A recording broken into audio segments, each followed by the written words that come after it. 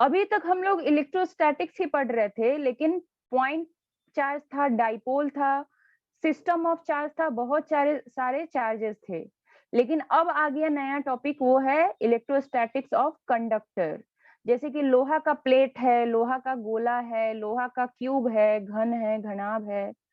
तो इस टाइप का बड़ा सा कोई 1 किलो, 2 किलो, 50 किलो का चीज है, उस पे क्या हम करेंगे, इलेक्ट्रोस्टैटिक्स को कैसे डील करेंगे, उसमें वो उसका जो है कैसे रिएक्ट करेगा, क्या बिहेवियर होगा उस कंडक्टर का, चालक का।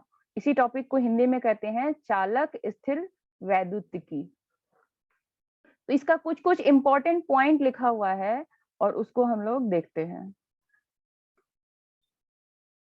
देखो फर्स्ट पॉइंट क्या कह रहा है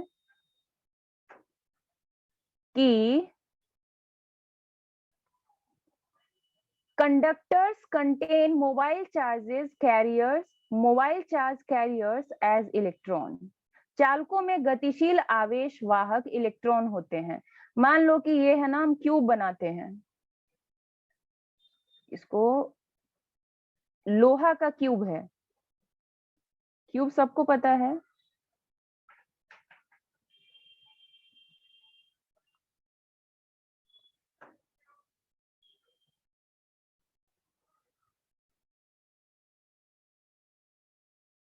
ये है क्यूब। तो इसके अंदर क्या होंगे, कौन, मोबाइल मतलब होता है जो चलता फिरता है, और स्टैटिक मतलब होता है जो स्थिर रहता है। तो यहाँ पे कौन चलता फिरता रहेगा, किसी मेटल में कौन चलता फिरता रहता है, तो चालकों में गतिशील आवेश वाहक इलेक्ट्रॉन होते हैं। जो चलने वाला जो चीज होता है ना, वो इलेक्ट्रॉन होते हैं, ई से लिख रहे हैं।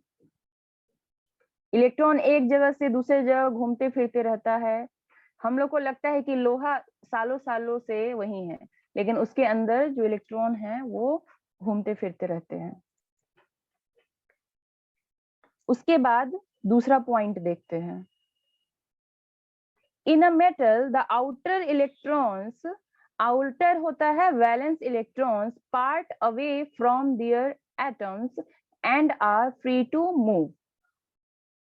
हिंदी में दिया है धातुओं में बाह्य या फिर संयोजी इलेक्ट्रॉन अपने परमाणु से अलग होकर गति करने के लिए मुक्त हो जाते हैं। अब देखो यहाँ पे हम लोग थोड़ा सा संयोजी इलेक्ट्रॉन के बारे में बोल रहा है। संयोजी इलेक्ट्रॉन होते हैं वैलेंस इलेक्ट्रॉन। तो उसके कॉन्सेप्ट से हम लोग थोड़ा सा इसका पढ़ाई करते हैं। केमिस्ट्री में ऑलरेडी हम लोग इस सब को पढ़ चुके हैं। तो यहाँ पे देखते हैं, जैसे जैसे दिया है इन अ मेटल, ठीक है, मेटल के बारे में बोल रहा है। द आउटर या फिर वैलेंस इलेक्ट्रॉन, एक जो है जैसे कि लोहा का पार्टिकल जो लिए हैं, ये एटम से बना हुआ है। एक एटम ये हुआ, दूसरा एटम ये हुआ, तीसरा एटम ये हुआ, 3 ही ले रहे हैं। उसमें कह रहा है कि outer electron, valence electron, valence electron को यहाँ पे हम ग्रीन कलर से दिखाते हैं। ये वैलेंस इलेक्ट्रॉन चारों तरफ चक्कर लगाता है, तो इसके चारों तरफ वैलेंस इलेक्ट्रॉन, एक्चुअली में सारे इलेक्ट्रॉन्स चक्कर लगाते हैं, लेकिन वैलेंस इलेक्ट्रॉन बाहरी शेल में होते हैं, इसलिए ये हम बाहर वाला ले लिए हैं। तो ये घूम रहे हैं, लेकिन क्या बता रहा है कि पार्ट अवे, पार्ट अवे मतलब निकल जाते हैं, छोड़ देते हैं। हिंदी में भी दिया है धातुओं में बाह्य इलेक्ट्रॉन अपने परमाणु से अलग होकर गति करने के लिए मुक्त हो जाते हैं। तो इलेक्ट्रॉन ये क्या होता है ना, जैसे कि यहाँ वाला जो इलेक्ट्रॉन है, यहाँ से छिटक के इधर उधर घूमता फिरता है, अपना वैलेंस सेल जो होता है ना वो छोड़ देता है और इधर उधर घूमता है, और वैलेंस इलेक्ट्रॉन घूमते फिरते रहते हैं। ठीक है, आगे बढ़े। तीसरा पॉइंट क्या कह रहा है कि these electrons are free within the metal but not free to leave। अब यहाँ पे देखो, हमने कहा कि इलेक्ट्रॉन जो होते हैं, वैलेंस इलेक्ट्रॉन, क्या होता है कि अपना वैलेंस शेल को छोड़ के इधर उधर घूमता है। तो क्या इलेक्ट्रॉन ये कूद के बाहर भी आ जाएगा, क्या मेटल को छोड़ के बाहर आ जाएगा, ऐसा होगा क्या? नहीं, नहीं होगा, नहीं होगा। ऐसा नहीं होता है। कितना भी होता है तो ऐसा रहेगा तो पता चलेगा कि जैसे बर्फ पिघल जाता है, वैसे ही लोहा का चीज भी पूरा गायब ही हो गया। तो लोहा तो रहता ही है, तो उसके अंदर जो होते हैं ना इलेक्ट्रॉन इधर उधर घूमते रहते हैं, लेकिन वो उसको छोड़ के नहीं जाते हैं, मेटल स्ट्रक्चर को छोड़ के नहीं जाते हैं। इसलिए हिंदी में भी लिखा हुआ है यहाँ पे, ये इलेक्ट्रॉन धातु के अंदर गति करने के लिए मुक्त होते हैं। ये इसके अंदर मुक्त होते हैं गति करने के लिए, परंतु धातु से मुक्त नहीं होते हैं, लेकिन वो धातु को छोड़ के बाहर नहीं निकल जाते हैं। तो ये वाला जो है ना, ये चीज नहीं होगा, ये सब पॉसिबिलिटी नहीं होगी। फिर नेक्स्ट पॉइंट देखते हैं, कह रहा है कि in an external electric field they drift against the direction of the field. अब नया सा एक वर्ड आ रहा है, ड्रिफ्ट। ड्रिफ्ट का एक्चुअल में मीनिंग होता है फुदकना।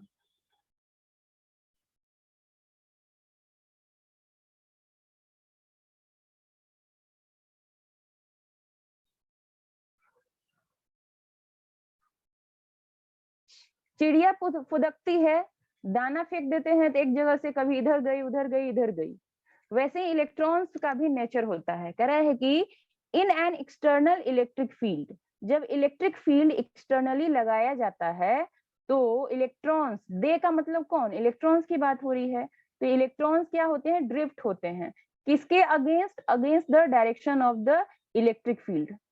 अब देखो ये जो इलेक्ट्रॉन हम जैसे जैसे यहाँ पे अंदर डॉट डॉट से बताए हैं, ग्रीन कलर का डॉट बताए हैं, ठीक है, लेकिन वो ऐसे तैसे नहीं होगा। इसको एक बार हटा देते हैं और फिर से नया वाला जो पॉइंट है उसके बेसिस पे देखते हैं कि इलेक्ट्रॉन कैसे फुदकेगा। फुदकता भी है लेकिन उसमें भी कुछ डायरेक्शन होगा, कुछ दिशा होगा। जितना कोशिश कर रहे हैं कि हम ये इलेक्ट्रॉन्स जो है घुमा है इसको हटा दें।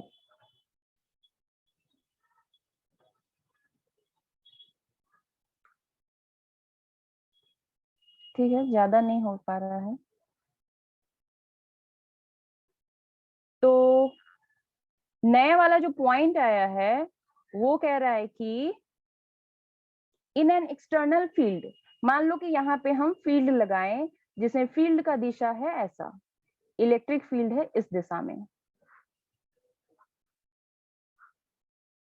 तो इलेक्ट्रॉन किस दिशा में फुदकेगा,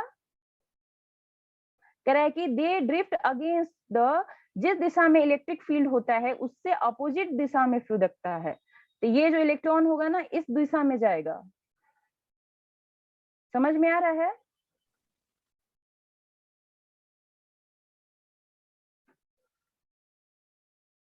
ये इलेक्ट्रॉन इलेक्ट्रिक फील्ड के दिशा में इलेक्ट्रॉन का जो फुदकना होगा ये सही नहीं है, उसके अपोजिट दिशा में इलेक्ट्रॉन इधर उधर फुदकेगा, इसकी कुछ वेलोसिटी होगी। ठीक है, समझ गए सारे पॉइंट्स। जिस दिशा में इलेक्ट्रिक फील्ड लगा रहे हैं उससे उल्टा दिशा में हमारा इलेक्ट्रॉन चलेगा। ठीक है, सारा पॉइंट याद रहेगा।